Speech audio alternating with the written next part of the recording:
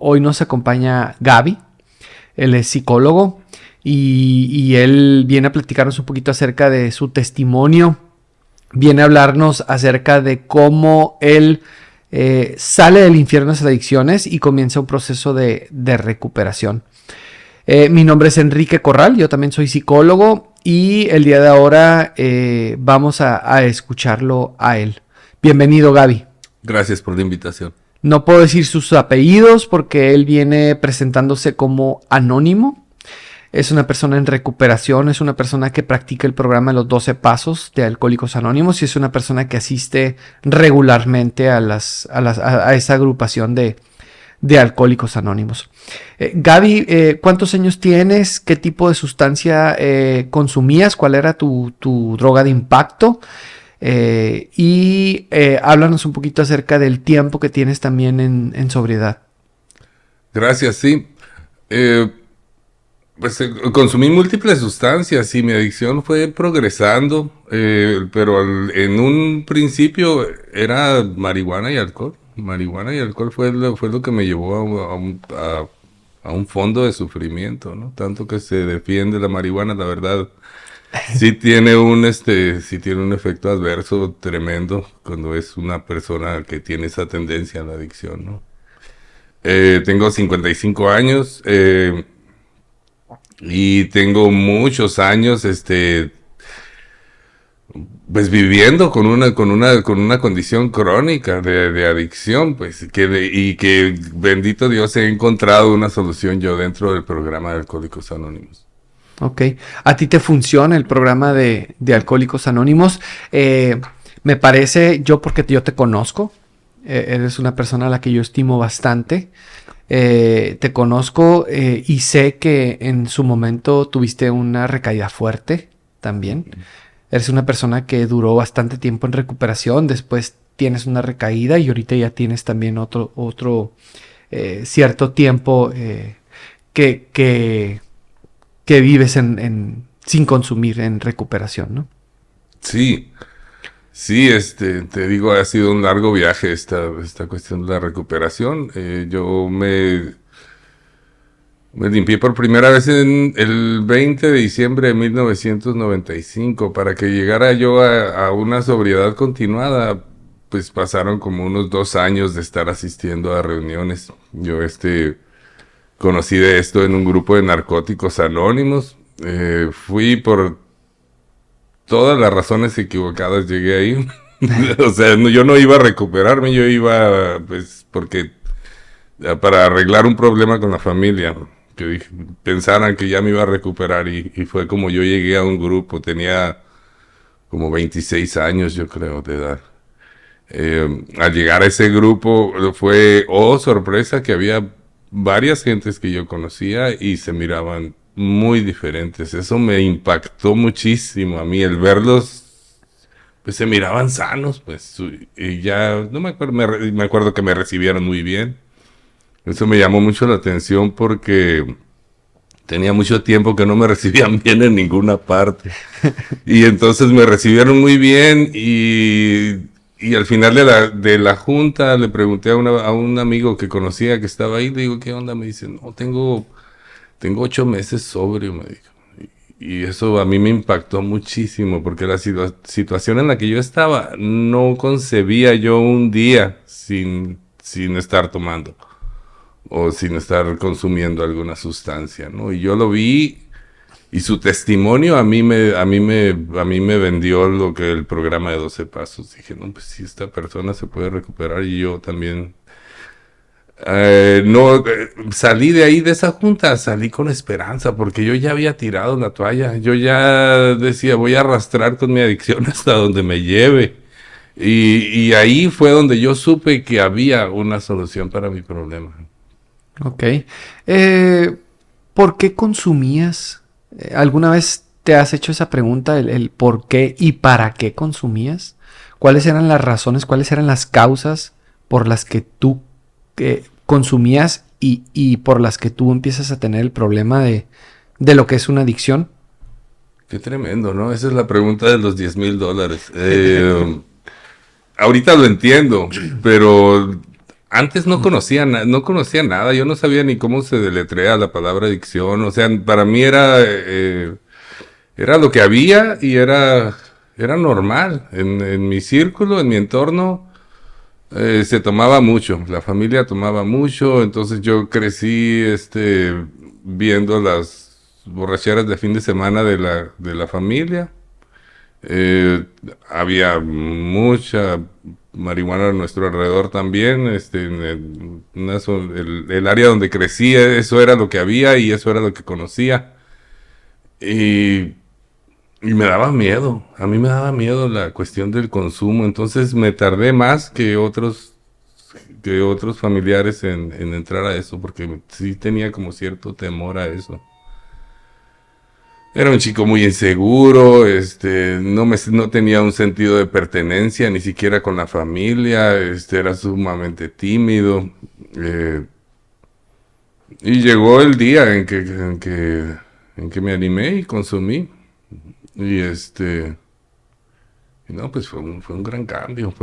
Al principio fue pues como un bálsamo para el alma, fue un alivio, fue un descanso de estar con todas estas emociones, con todos estos pensamientos, desagradables y con muchas inseguridades, con un diálogo interno súper negativo. Todo eso se calmó en un principio. ¿Por qué consumí? Pues en un principio fue un alivio tremendo, fue algo así como que ¿dónde habías estado toda mi vida? Una cosa así de ese tamaño. Eh, Obviamente pasaron los años y pues me llegó la factura, ¿no? Claro. Ujú. Entonces, consumes para escapar de tu realidad, consumes por los pensamientos, decías ahorita, ¿no? Pensamientos, pues, distorsionados, pensamientos de... Un diálogo interno así bien negativo de auto, pues más que baja autoestima, era así como me caigo súper mal, no me gusto, no me gusta nada de lo que hago, no me gusta mi cuerpo. Qué tremendo es eso, ¿no? Porque yo me acomplejaba de ser alto. Que la mayoría de la gente quiere ser alta y yo pues me quería hacer más chaparro para encajar, porque no, yo pienso que esa fue la causa principal por la cual yo me quedé tanto tiempo en las drogas, porque me dio un sentido de pertenencia que no tenía para nada, o al menos no lo sentía yo ni en la familia, ni en el mundo, ni con los amigos. Eso, entonces, en ese sentido fue el alivio, más que nada por el sentido de pertenencia, ahorita que me pongo a pensar en ello. Ok. Y encuentras ese alivio, dices, y después empieza a cobrar factura el consumo, dices, ¿no? Ujú. ¿Por qué? ¿Cómo empieza el sufrimiento? Porque al principio sí se utiliza la sustancia como esa muletilla, se dice, ¿no? O sea, Ujú. me ayuda pues a olvidarme de mis problemas, a lo mejor me ayuda a encontrar, ¿no? Encontrar el sentido, a encontrar ese sentido de pertenencia. Me da cierto alivio, me da seguridad el estar bajo la influencia de alguna sustancia, me ayuda a ser más social, etcétera, ¿no? O sea, me funciona el consumir, el automedicarme, ¿verdad? Pero después empiezan los problemas. ¿Qué tipo de problemas empezaste a tener? ¿Qué tipo de sufrimiento empezaste a tener cuando empiezas a generar una adicción? Sí, yo empecé a usar yo pienso que conocía la sustancia como unos 16 años y no pasó más de un año para que yo ya estuviera consumiendo todos los días. Eh, en el momento en que yo hice contacto con la sustancia se me olvidó porque de niño yo traía pues ideas de voy a estudiar porque mi papá era piloto, dije voy a estudiar para piloto, voy a hacer cosas. En el momento en que yo hago contacto con la sustancia, se me olvida todo plan de vida y mi mente, mi vida, mi voluntad, todo se encamina a estar bajo el efecto de esa sustancia todo el tiempo, a perseguir ese estado que me estaba dando la sustancia todo el tiempo. Y a vuelta de 2 años ya era una cosa de diario, diario, diario, diario. No hacía otra cosa más que estar en eso. Eh, ¿Qué facturas? Pues es que ha sido todo toda una historia. Son muchos años los que han pasado desde ese primer consumo que pues me cambió la vida para mal. Eh, ¿Qué empezó a suceder? Pues durante mi carrera alcohólica rápido empecé a tener lagunas mentales o palimpestos alcohólicos, como le llaman. Entonces se convirtió en una situación en la que cada noche que tomaba había un espacio de tiempo que cada vez se hacía más largo, en el cual no me acordaba de nada. Amanecía en la casa, amanecía a veces en el volante del carro, estacionado por allá en una colonia, o a veces me venía a pie del centro porque no encontraba el carro. Eso me pasó varias veces, de regresarme a la casa caminando porque pues, se me había olvidado si lo traía el carro o dónde lo había dejado. Situaciones así, y, y fue progresando, pues, a tal punto que yo sentía que eso no, que tenía que haber algo más, que no, o sea, llegó un punto en que se hizo como aburrido, como rutinario, como ya no me está dando lo que me daba en un principio. ¿Y qué es lo que pasa ahí? Pues empiezo a consumir más sustancias. Mi tolerancia por el alcohol y por otras sustancias aumenta, sube tremendamente y empieza a aumentar el consumo. Empieza a aumentar el consumo, y se dieron varias situaciones ahí en la familia que nos pusieron a mí en una situación en la cual no estábamos supervisados. Sí, había comida, había ropa, había sustento, había todo, pero no había una supervisión adulta sana. Y la figura paterna que tenía en la casa era de un adicto, de un alcohólico. Entonces, en mi mente, pues yo quería siempre agradar a esta persona en ese sentido. ¿Y cómo era ese agradarlo? Pues andar igual o más recio que él. Y ya se me fue el rollo de la pregunta.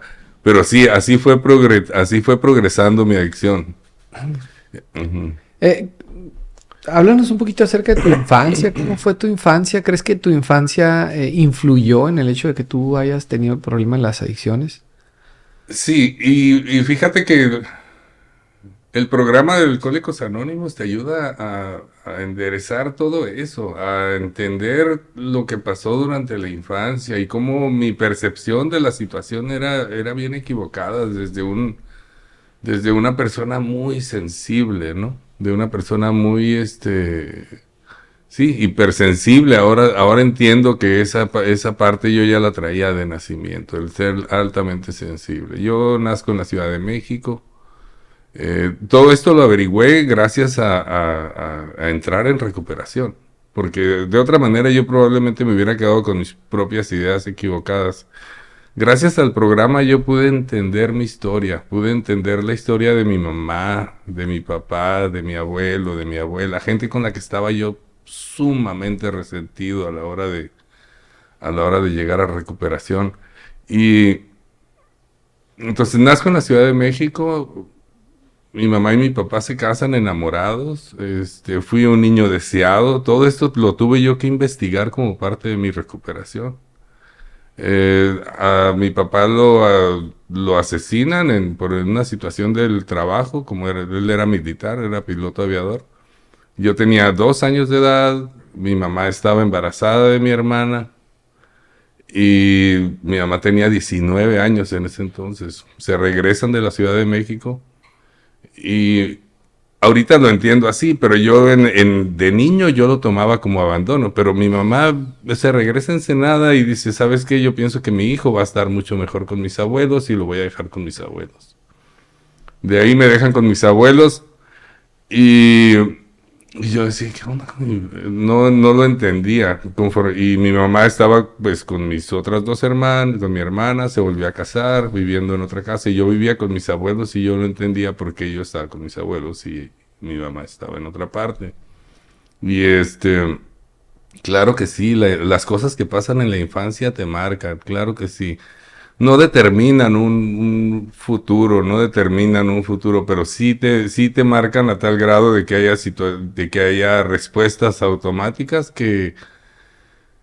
con las que tienes que estar lidiando todo el tiempo. Ujú, como el dudar de tus capacidades, cosas, eso es algo que constantemente sale como una respuesta automática ante diferentes situaciones y darme cuenta que tengo la capacidad del día de hoy para muchas cosas, pero sigue esa respuesta automática, ¿no? Entonces me voy a vivir con mi abuela, de ahí tengo un tío que es 4 meses más chico que yo, con el cual yo crecí, pero siempre hubo una preferencia hacia él. Y entonces yo me empecé como a alienar de la familia. Yo no me yo sentía como que estaba como si fuera arrimado o como que me hubieran recogido de la calle. Esa era la percepción que yo tenía, que no pertenecía. Y desde muy chico le empecé a agarrar eso porque sí había un favoritismo hacia mi tío, que es casi mi hermano, pues es más chico que yo. Entonces voy creciendo, tengo un abuelo neurótico, una abuela que no era muy expresiva emocionalmente, nos trataba muy bien, nos vestía, nos cambiaba y todo eso, pero no había no se le daba muy fácil el expresar afecto, así, por ejemplo, darte un abrazo o elogiarte por alguna cosa que hayas hecho bien, sino de ese tipo de cosas. Entonces crezco en ese ambiente y confundido porque mi mamá sí iba a la casa, pero yo pensaba que era mi tía. Y le decía tía y mi mamá me decía, no, mijo, yo soy tu mamá. Y yo decía, no, pues mi mamá es mi abuela. Entonces crecí con ese rollo mental ahí. Y ya cuando empiezo a entrar a la adolescencia, 12 13 años, mi mamá me empieza a querer llevar a su casa. Me quiere sacar de ahí de con mi abuela y llevarme para allá. Y no funcionó muy bien. Mi mamá tenía que trabajar, mi mamá toda la vida ha trabajado, siempre ha trabajado. Y entonces ya en la casa de mi mamá era estar pues con una señora que atendía la casa, ¿no? Sirvientas y gente que nos cuidaba y así. Y entonces ya miraba a mi mamá en la tarde. Pero todo ese tiempo pues estaba sin supervisión y pues básicamente hacía pues, lo que quería.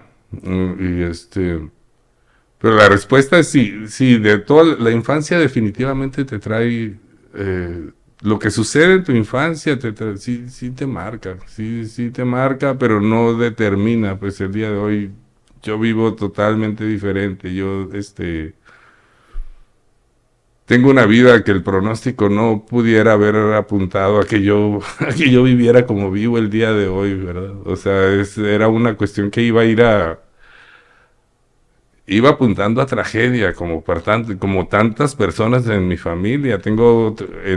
Durante mi infancia, entre los 10 y 12 años, a un tío murió en un accidente borracho, a otro por rencillas, también de deudas que tenía en las drogas, lo atropellan con la intención de matarlo y pierde la pierna, pasa muchos años en el hospital, mucho tiempo hasta que se recupera. Y a causa de esas situaciones, es que mi mamá me quiere jalar para quitarle peso a la carga de mi abuela, que pierde un hijo en un año. Al siguiente año tiene que estar lidiando con otro hijo que está en el hospital. Entonces mi mamá interviene ahí para querer quitarle pues responsabilidades a mi abuela y llevarme con ella. Este, todo eso pasa en cuestión de 2, 3 años, ¿no? Y los años en los que entra uno a la adolescencia, que yo por cierto me tardé, yo entré a la adolescencia como a los 15 años, eso también fue un factor en el cual yo me sentía muy inseguro, porque mis pares se desarrollaron mucho antes que yo. Y entonces hubo un año o dos ahí en los que yo seguía niño y ellos ya estaban teniendo otros intereses, ¿no? Y entonces me sentía solo en ese rato y así. Ok. Evidentemente el sufrimiento es el que te lleva a la recuperación, ¿no? El sufrimiento que te causaban las adicciones, me imagino, ¿no? ¿Tienes un fondo de sufrimiento? ¿Qué es para ti ese fondo de sufrimiento? Ujú. He tenido varios fondos de sufrimiento. Hubo un fondo de sufrimiento que me llevó a la recuperación. Y ese fondo tiene que ver con mi mamá. El que yo entre a recuperación tiene que ver con que mi mamá entró a recuperación. Porque al entrar mi mamá en recuperación, ella empieza a tener unas actitudes totalmente diferentes conmigo. No fue inmediato, su cambio no fue inmediato, pero sí fue bien contundente una vez que ella se metió así con los dos pies a lo que es, El programa. sí, los 12 pasos. Que es un estilo de vida, es un estilo de vida que implica integridad, honestidad, entrega, este, más que nada una honestidad conmigo como persona. Ella empieza a obtener todo eso y empieza a darse cuenta pues, de su codependencia para conmigo y de cómo en su amor por mí me estaba habilitando para seguir en el consumo de drogas. Que ya para cuando yo tenía 18 años ya era un problema visible, era evidente el problema, ya pues a pocas horas estaba yo que no estuviera tomando o algo así. Entonces, la ayuda que me dio mi mamá fue, y se lo agradezco sinceramente, la mejor ayuda que me pudo haber dado mi mamá fue correrme de la casa. Decirme, mijito, aquí usted no puede consumir. Yo te estoy hablando de 18, 19 años. Si quieres vivir aquí, pues no puedes consumir drogas. Y me corrió de la casa. Me corrió de la casa y pero tenía el recurso de mi abuela, entonces me corre de la casa, me voy con mi abuela me corre de la casa, me voy con mi mamá y estuve así como pelota de tenis un tiempo, pues, pero ese fondo, eso fue parte de mi fondo de sufrimiento. El, ¿Qué fue así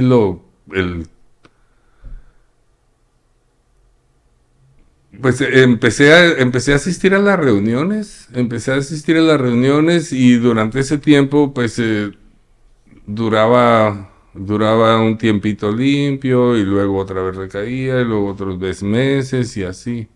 Pero ya me adelanté un poco. Lo que me llevó a los grupos era eso, el hecho de que estaba en la calle y no tenía, ya me andaban queriendo correr con mi abuela, entonces se me estaba acabando el recurso de dónde estar, de dónde vivir.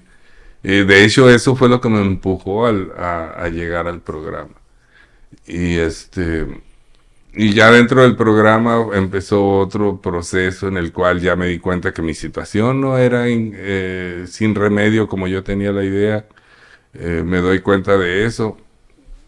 Hubo un incidente. Yo en tratar, fíjate, algo que es bien común en los adictos es el querer controlar su consumo. El de alguna manera encontrar una fórmula en la que puedan vivir bien y seguir consumiendo. Ese es el sueño guajiro de todo alcohólico y de todo drogadicto, ¿no? De llegar a un punto en el cual pueda balancear eso, ¿no? Voy a andar bajo el efecto de las sustancias y al mismo tiempo voy a ser responsable. No hay tal cosa. No simplemente para una persona que tiene un trastorno como ese no puede ser responsable. La droga toma precedencia sobre tus hijos, sobre tu propia vida, sobre todas las relaciones que valgan la pena. Cualquier trabajo que puedas tener lo vas a truncar a favor de la sustancia. Yo empecé a hacer todo eso. Empecé pues a hacer daño con mi consumo y con mi percepción que tenía de resentimiento hacia mi mamá, hacia mi abuela. Algunos resentimientos se puede decir entre comillas justificados, que fueron unos daños reales a un niño, más, cuando estás más inocente, que haya habido un abuso. Eso se puede decir que es un resentimiento justificado, pero pues el día de hoy sé que el resentimiento es veneno puro, es seguirme dañando con algo que pasó hace años, pues. Entonces hubo un incidente en Cabo San Lucas, porque yo fíjate, yo sabía que algo estaba mal en mi vida, pero no podía señalarlo como las drogas o el alcohol, porque eso era lo que me traía la liviana, pues todo lo demás estaba mal, no era la ciudad de Ensenada, era la familia, eran mis circunstancias, eran las cartas que me tocaron, era Dios que no me quiere, porque así pensaba también. Entonces yo arrancaba para el sur, me iba al sur buscando un cambio de no sé de qué, pero pues a donde quiera que iba, ahí va mi adicción conmigo y simplemente encontraba otra gente con quien usar. En uno de esos viajes me involucré con una gente que, para terminar el cuento pronto, pues terminamos en el Ministerio Público, en la cárcel, viendo hacia una condena quizás grande. Eh, pues nos golpearon, nos torturaron. Hubo una situación ahí de muchísimo miedo en el cual yo tuve que caer de rodillas y decir, Dios mío, ayúdame, sácame de esta y fíjate, todavía dentro de una situación así,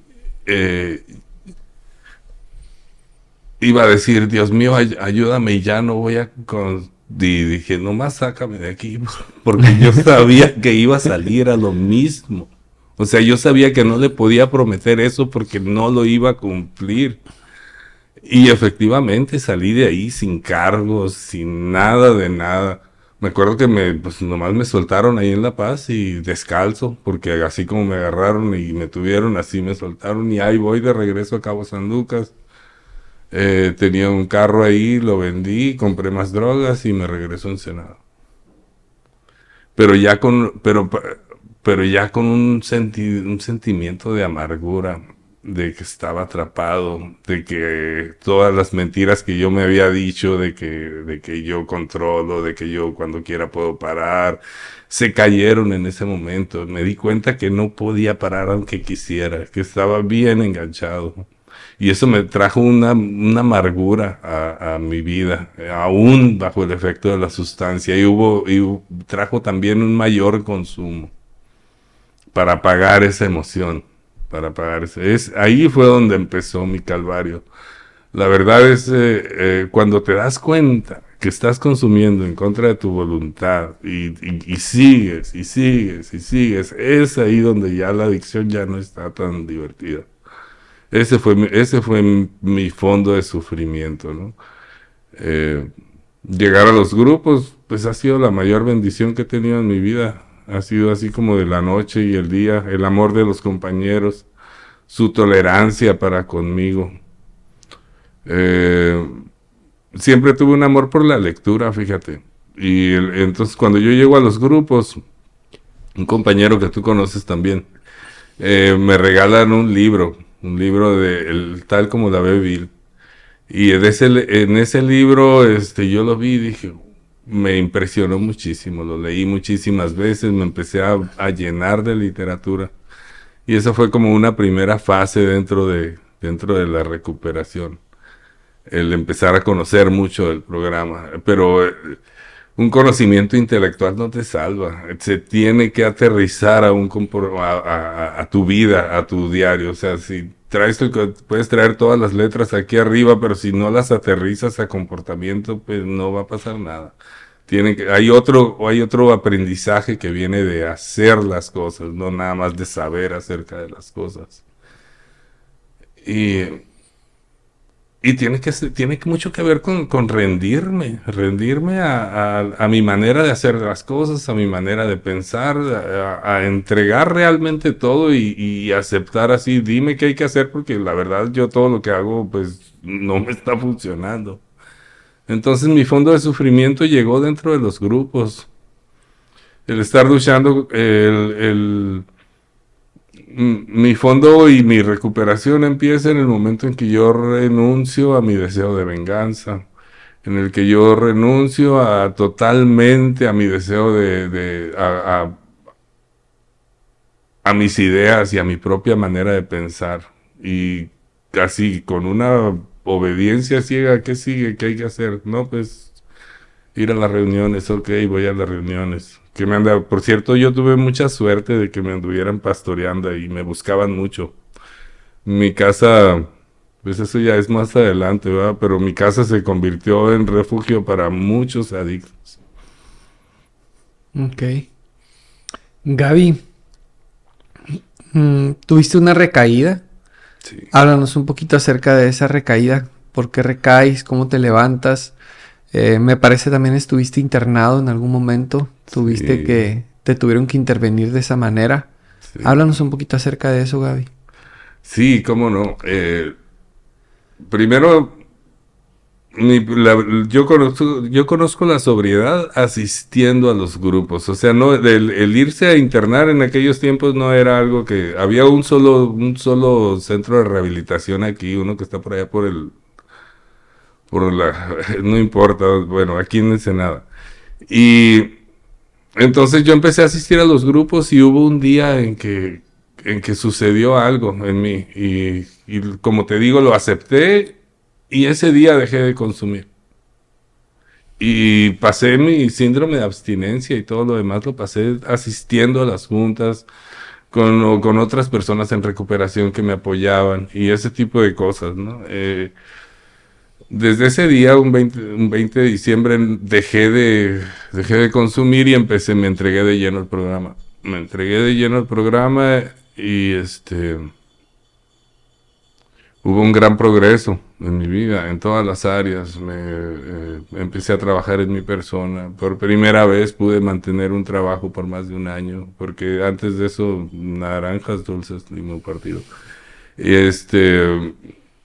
empiezo a ayudar a otros adictos y otros alcohólicos, empiezo a practicar la honestidad, porque el dejar de consumir es una cosa, y el hacerte una persona honesta es otra. La honestidad no te va a llegar como por arte de magia. Es un hábito que no tenía y que empecé a practicar dentro del programa, ¿no? Y que eso es así como clave para la recuperación, el ser honesto hasta donde duele. Pasaron 10 años que estuve en esos 10 años, me metí a la escuela, terminé la preparatoria, abierta en Estados Unidos, me empecé a involucrar mucho en la cuestión del tratamiento profesional. Me invitaban mucho a hablar ahí a esos lugares y me interesé en ello y entré a estudiar consejería en adicciones en Estados Unidos, me certifiqué allá. Me casé y antes de eso, uno de los logros más grandes que yo considero en mi persona yo había abandonado a mi hijo, y mi mamá se hacía cargo de él, porque la mamá de él también era adicta. Yo me casé con una adicta y fue también un fondo de sufrimiento feo. Ella se va y mi hijo Gabriel se queda con mi mamá. Yo,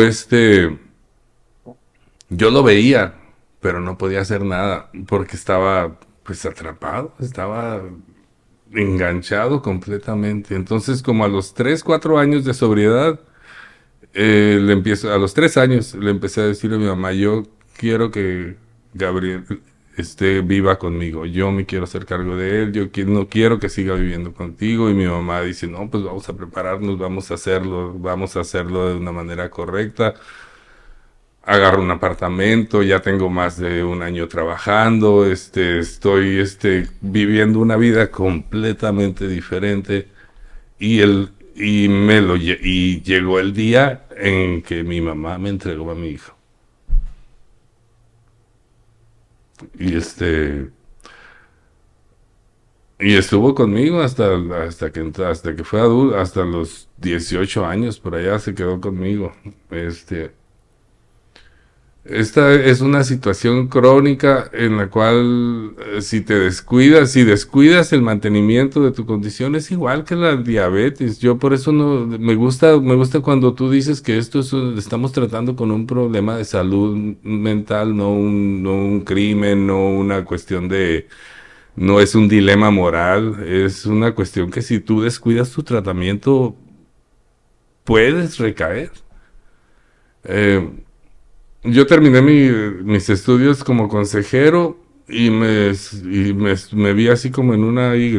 O me dedico completamente a la consejería o me voy sobre este otro negocio que me va a hacer redituar un montón de dinero.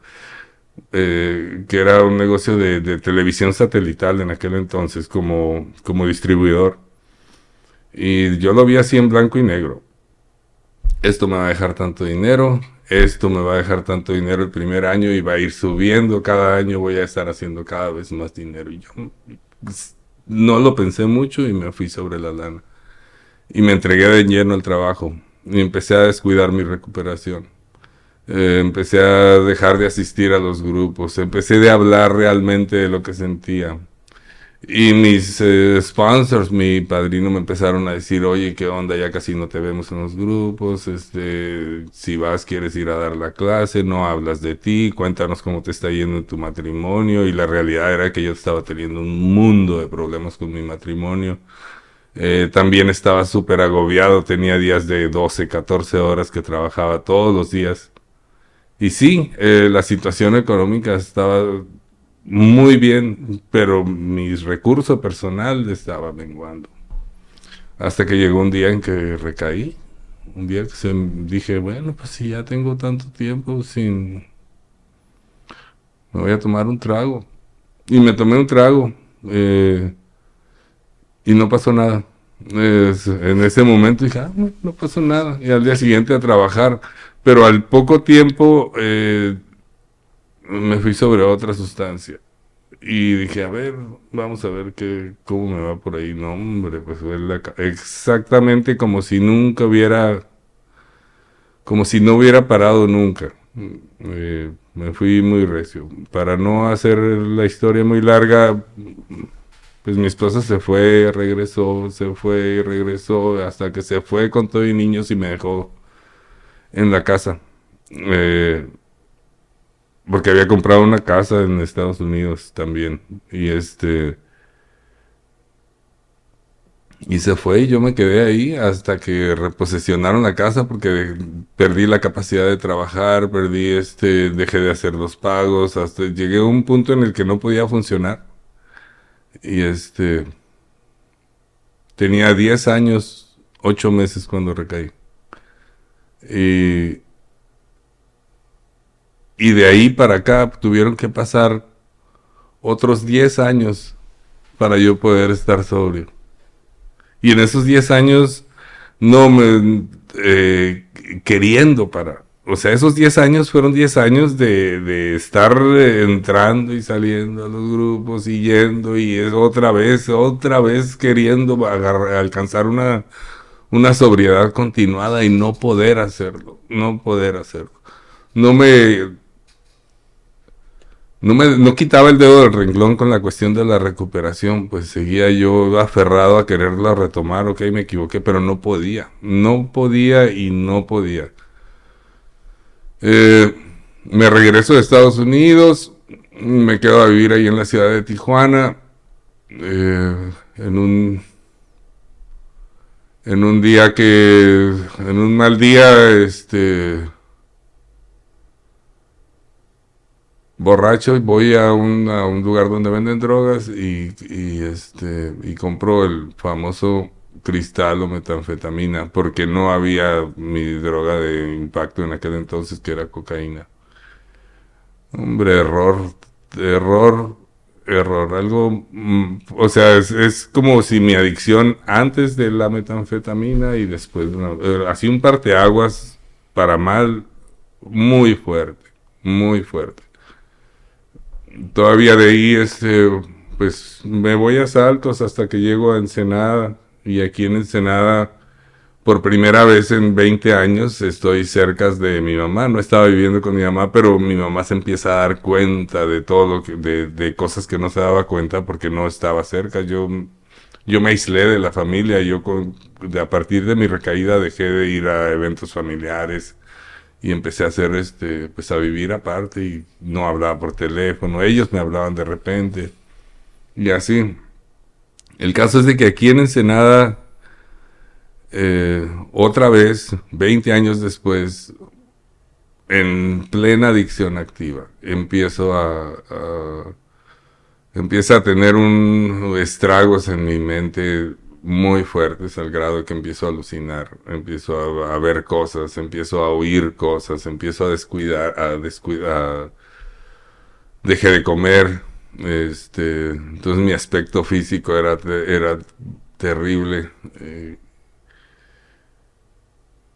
y por primera vez en la vida, pues, mi mamá me mandó a internar. Pues ahora sí que me metieron a la fuerza a un centro de rehabilitación. Eso fue en el 2017. Y entro por primera vez a un centro de rehabilitación y dije, no, pues yo aquí pues me voy a quemar unos 40 días y como ya sé que cómo funciona el programa, pues voy a estar aquí 40 días y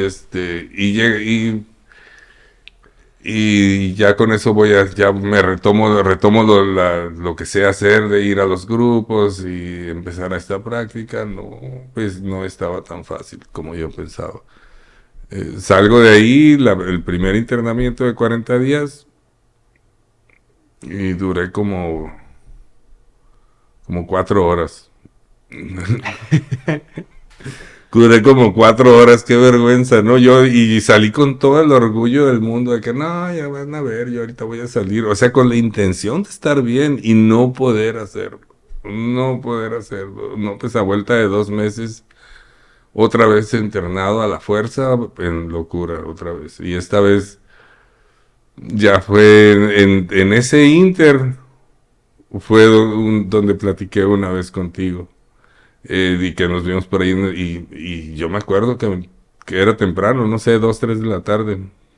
Y yo andaba borracho y drogado como siempre. Así no podía estar de otra manera. Y me acuerdo que me dijiste, no, pues trata con los grupos otra vez, pero si no, vas a tener que internarte otra vez. O te vas a tener que internar. Y así le hice y empecé a asistir, pero realmente no se podía. Y tampoco podía yo tomar la decisión de internarme voluntariamente, no encontraba el coraje para hacerlo. Entonces la familia tuvo que hacerlo por mí. Y ahí van otra vez, y ahí voy otra vez a la fuerza a un internamiento. Esta vez bien dañado, con ideaciones suicidas, tuve un intento de suicidio dentro del centro de rehabilitación, no funcionó y todavía me sentía todavía más inútil, dije ni para matarme sirvo. Y no, hombre, un estado mental muy, muy feo. Este, Dentro de ese centro de rehabilitación sucedió un quebrantamiento. Yo me quebré a caer sollozando de rodillas, de ese tamaño. Y al día siguiente amanecí con un estado mental totalmente diferente. Nos levantábamos muy temprano ahí, me tenían en el área de platos, le lavaba los platos y todo a la cocina como para ciento y tantas personas que estaban ahí internadas. Pero hubo un cambio profundo y psíquico a partir de esa derrota, de ese quebrantamiento que tuve, que fue en mi tercer internamiento. Todo dentro de un año. Y me llegó una sensación de paz. Y, y empecé a ver lo del centro, lo vi de una manera bien diferente. Empecé a hacer ese servicio donde me tenían de los platos con todo el ahínco que pudiera animarme. Tenía las paredes lavadas, el piso de afuera limpiecito. Me empecé a dar cuenta de cosas que no veía antes. ahí en donde está la basura llegaban los pajaritos a comer. Y de la comida, de las sobras de comida que tirábamos en un pedazo de tierra, empezaban a crecer ahí frijoles y tomates y cosas así, solos. Pero me empecé a dar cuenta de la presencia de Dios ahí en esa situación. Fue algo, un cambio profundo psíquico dentro de mi vida. Eh, yo tenía la convicción de que no iba a pasar eso otra vez. Y la verdad yo lo digo con mucha cautela esto porque sé lo difícil que es superar una adicción. Pero ese fue mi último internamiento hasta hoy. Después de ahí, ya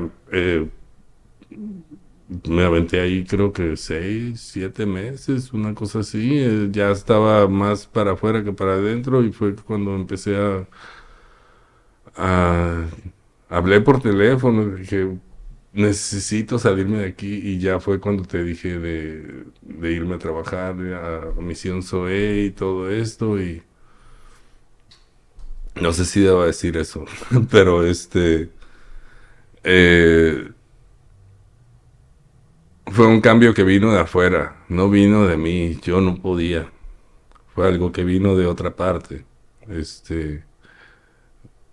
vino de Dios, o sea, como yo así lo entiendo el día de hoy. Y ha sido una bendición tremenda en mi vida.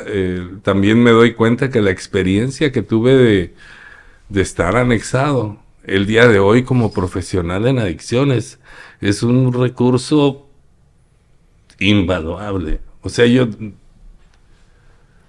tengo esa experiencia de haber vivido lo que es estar dentro de los famosos anexos que yo decía, no, pues tienes que ir o sea, los anexos cubren una necesidad grande, la persona está totalmente fuera de sí, la persona es un peligro para él mismo y para otros, se tiene que retirar. En esa situación estaba yo y ahorita lo entiendo, pues, y ahorita veo cómo tenía que vivir todo eso para poder estar donde estoy ahora.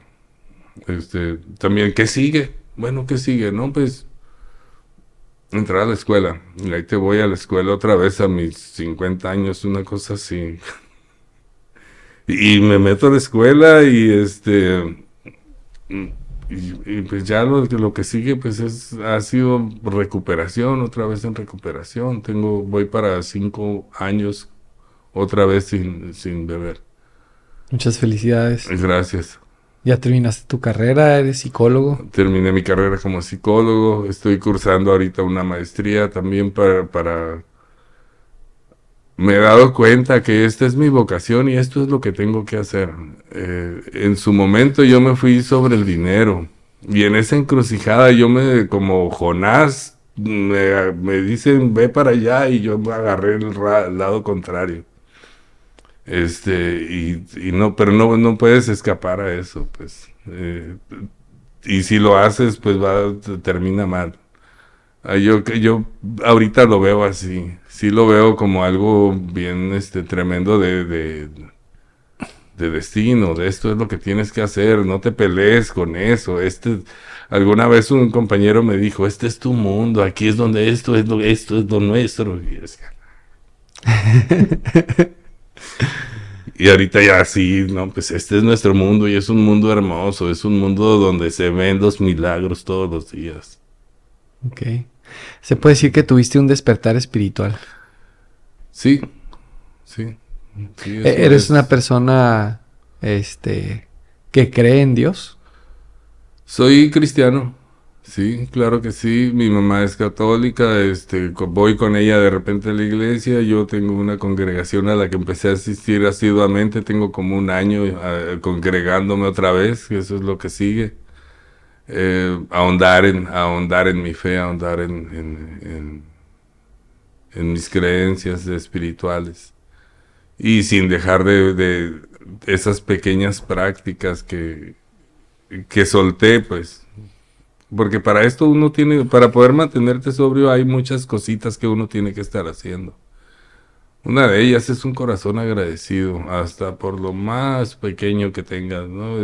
Abre tus ojitos y di gracias por la cobija que tengo encima, porque estoy vivo, porque está asegurado el desayuno. Eh, He pasado, yo sé lo que es no tener absolutamente nada, a eso me llevó la adicción. Entonces, el que hay un techo, el que estoy trabajando, el que traigo un dinerito en la bolsa, todas esas cositas, el estar agradecido, el empezar el día. A mí me gusta mucho esta parte y es bien, es algo tan sencillo que digo, pero son pequeños rituales. El levantarme temprano y tender la cama. Y el primer trabajo del día ya está hecho. Entonces, eso son parte de mi rutina. Abrir los ojos, dar gracias, tender la cama, levantarme a la primera de la alarma, que no siempre me funciona porque está ahí la pereza como queriéndome jalar para atrás, pero lo hago y lo he estado haciendo asiduamente ya pues por varios años, me he disciplinado a eso. Eh, y más que nada agradecido, un corazón agradecido no puede recaer, la verdad. O sea, es cuando uno empieza a quejarse que ya te estás encaminando pues si te descuidas te puede llevar hasta un consumo otra vez. ¿Cómo es tu relación con tu familia, Gaby? Hoy en día es diferente. Sí, sí. En mi primera etapa de recuperación yo hice mucho trabajo interior, hice mucho trabajo de sanación, mucho trabajo de perdón, especialmente con mi mamá. Yo tenía un resentimiento profundo con mi mamá y gracias a ese trabajo yo la pude ver como el ser humano que es, no tanto como mi mamá, sino el darme cuenta de las circunstancias por las que yo estaba resentido no tienen razón de ser. Porque a final de cuentas, mi madre y mi abuelo y mis tíos me dieron lo mejor que tenían. Y muchas veces ellos lo único que tenían eran carencias o eran limitaciones mentales, falta de inteligencia emocional, lo mismo que les dieron a ellos. El empezar a ver a mis supuestos victimarios, como seres humanos, me llevó a una comprensión profunda. Por ejemplo, darme cuenta de que mi mamá tenía 19 años cuando enviudó, embarazada de mi hermana. En la mente de una chamaca de 19 años, ella pensó que lo mejor para mí era que estuviera con mis abuelos porque no se sentía capacitada para criarme. Entonces ahorita yo veo eso y digo, ok, mi mamá siempre me dio lo mejor que tenía. Y me reconcilio con ella. No, tenemos una relación muy bonita con mis hermanas también. Otra vez vuelvo a ser un apoyo para la familia, una persona de confianza, porque a mí se me quitó todo otra vez. No lo tenía antes. Durante mi primera etapa de recuperación, recuperé eso, la confianza con la familia, el tener llaves de la casa, el acceso a la cuenta y todo eso. Muchas cositas que la gente da por sentado, las volví a perder a causa de mi adicción. Y y ahorita las vuelvo a recuperar. Una cosa de la que yo les hablo mucho a los muchachos con los que trabajo es de que la confianza no va a regresar de la noche a la mañana. Has estado mintiendo por años. No, no creas que porque ahorita traes una euforia de 3 meses de recuperación ya te van a dar las llaves de la casa o van a estar confiando en ti completamente cuando has estado mintiendo, robando, manipulando durante años. Entonces eso se tiene que construir con hechos, más que con palabras, es tu caminar y calladito. Mientras la gente sigue desconfiando de ti, tú sigues haciendo lo correcto, sigues actuando de una manera honesta, porque eso es lo que dicen los codas de ser fiel a ti mismo. ¿En qué creo? ¿Cuáles son mis principios? ¿Cuáles son mis valores los cuales pisoteé durante mi adicción activa, pero están ahí dentro de mí? y los tengo que sacar y desempolvar otra vez y empezar a hacerlos valer, que no sea nada más hablarlos, sino caminarlo. Algo que a mí me dolió mucho a mí de mi recaída es haber perdido la confianza de los demás. Y el que mi palabra no valiera ni un cacahuate.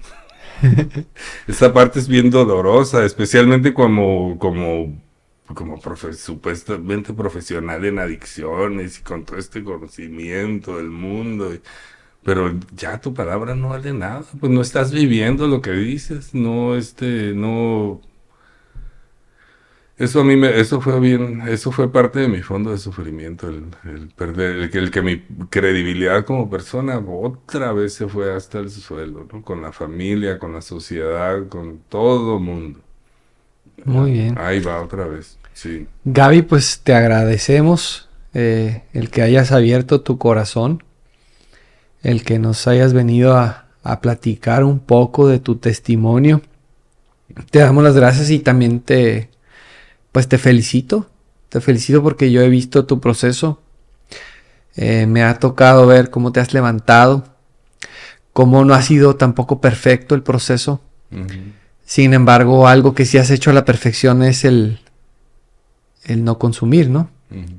Eso ha sido lo único que has hecho a la perfección, ¿verdad? La abstinencia. Ahí es donde sí tiene que irse. En todo lo demás se vale uh-huh. que nos equivoquemos de vez en cuando, ¿verdad? Sin embargo, no has quitado el dedo del renglón en cuanto a tu recuperación. Y hoy podemos ver logros tangibles. Hoy podemos ver logros tangibles. Hoy hemos visto que se han logrado metas a corto, a mediano y a largo plazo. Y sobre todo, el mayor regalo, yo creo, es el verte feliz, el verte contento, el verte tranquilo contigo mismo. Y eso se transmite, Gaby. Y yo por eso pues te felicito. Te felicito y pido a Dios por ti y por Gracias. Tu familia. Gracias. Sobre todo por tu madre, que es una persona a la que yo también estimo mucho. A la que pues le he agarrado mucho cariño. ¿Verdad? Gracias. Ánimo, Gaby, a seguir adelante. Tú eres un testimonio más de que verdaderamente la recuperación es posible, de que una persona puede salir de lo que es el infierno, de las adicciones y tiene la capacidad de aprender a ser feliz sin el consumo, sin ningún tipo de consumo. Totalmente. Bendiciones, Gaby, y gracias a todos ustedes también por escucharnos. Nos vemos en otro programa de la alegría de vivir en sobriedad. Que estén bien todos. Gracias, Gabriel. A usted.